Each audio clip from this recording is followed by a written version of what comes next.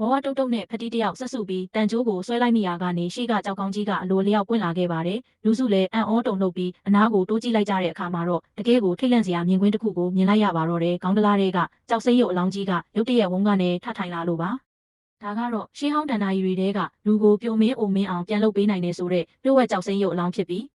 တချိန်ကချင်းရှိဟွန်ကိုယ်တိုင်အသက်ထက်ဆုံးလိုက်ရှာခဲ့ပေမဲ့မတွေ့ခဲ့ပဲအခုမှသူတို့ရှေ့မောက်ရောက်နေတာဖြစ်ပါတယ်။ဒါအပြင်ခေါင်းထဲမှာကွာကျနေတဲ့လူရည်ကွန်အမြောက်များကိုလည်းတွေ့လိုက်ရပါသေးတယ်။ရှောင်းကောရဲ့တားဆီးမှုနဲ့ရုပ်ရုပ်သေးတဲ့အခြေအနေ။အဲ့ဒီအချိန်မှာပဲဖတ်တီးကကြောက်စိမ့်ရုပ်အလောင်းပေါ်မှာအချီစ조사တစ်ခုရှိနေတာကိုတွေ့သွားပြီးဒီကောင်တကယ်အသက်ရှင်နေသေးလားသိရအောင်ဆွဲကြည့်မလို့လုပ်တဲ့အချိန်မှာ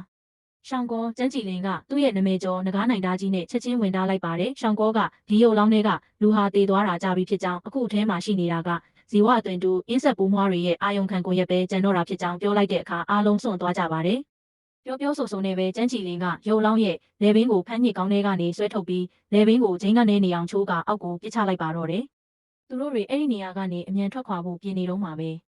ရုပ်အလောင်းထဲကနေရဲရဲနီနေတဲ့ပိုးကောင်တစ်ကောင်ပြန်ထွက်လာပြီးအဖွဲ့ဝင်တစ်ယောက်ဖြစ်တဲ့တောက်ခွေရဲ့နဘူးကိုဖုံးကနေလာကြိုက်ပါတော့တယ်ချက်ချင်းပဲအစိတ်တွေတက်လာခဲ့ပါတယ်။အဲ့ဒီပိုးကောင်ကကြံတဲ့လူတွေကိုပါထပ်တိုက်ခိုက်ဖို့ပြန်လာပေမဲ့ဖတီးကအမိအယရိုက်တက်လိုက်နိုင်ပါတယ်။ဒါပေမဲ့ပိုးကောင်တည်သွားတာနဲ့တပြိုင်နက်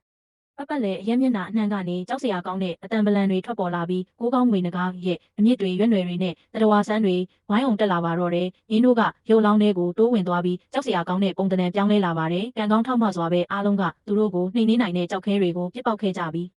ရှောင်းကောကလည်းကြံတဲ့လူတွေလွတ်မြောက်ဖို့အတွက်နောက်ချန်ပြီးတကူတော်ခုခံကာကွယ်ပေးခဲ့ပါတယ်။ဒါပေမဲ့အစိမ့်မိနေတဲ့တောက်ခွေကတော့အခြေအနေဖောက်ပြန်ပြီးအောက်ကိုပြုတ်ကျသွားကငွေနဂါးမြစ်တွေရဲ့ဝါမျိုးချင်းကိုခံလိုက်ရပါတယ်။ငွေနဂါးကြီးကဝူရှဲတို့လူစုကိုပါထပ်မံတိုက်ခိုက်ဖို့လှုပ်လာတဲ့အချိန်မှာတော့ရှောင်းကောကအချိန်မီဝင်ရောက်ကယ်ဆယ်ပေးခဲ့လို့တီတီလေးလွတ်မြောက်ခဲ့ရပါတယ်။အခြေအနေကအတော်လေးဆိုးဝါးလာတာမို့လို့နောက်ဆုံးမှာတော့ဦးလေးသုံးကရန်ဘလူးတွေကိုမီးညှိပြီးပြစ်ပေါက်လိုက်ပါတော့တယ်။ဒင်းကနေမြည်ခဲသွားတဲ့ပောက်ကွဲမှုကြီးနဲ့အတူအားကောင်းတဲ့မီးတောက်တွေကကိုးကောင်းငွေနဂါးတစ်ပင်ကြီးကိုဝါမျိုးသွားပြီးအပေါ်ဘက်အထိမီးဟုံဟုံတောက်လောင်သွားခဲ့ပါတယ်။ဒီလိုနဲ့ပဲအဖွဲ့သားတွေဟာအသက်ဘေးကနေတီတီလေးလွတ်မြောက်ပြီးနောက်ဆုံးမှာတော့လျှို့ဝှက်ဆန်းပြလာတဲ့ရှေးဟောင်းကူတင်းချိုင်းကြီးတဲကနေအောင်မြင်နဲ့ရုံထွက်နိုင်ခဲ့ကြပါတော့တယ်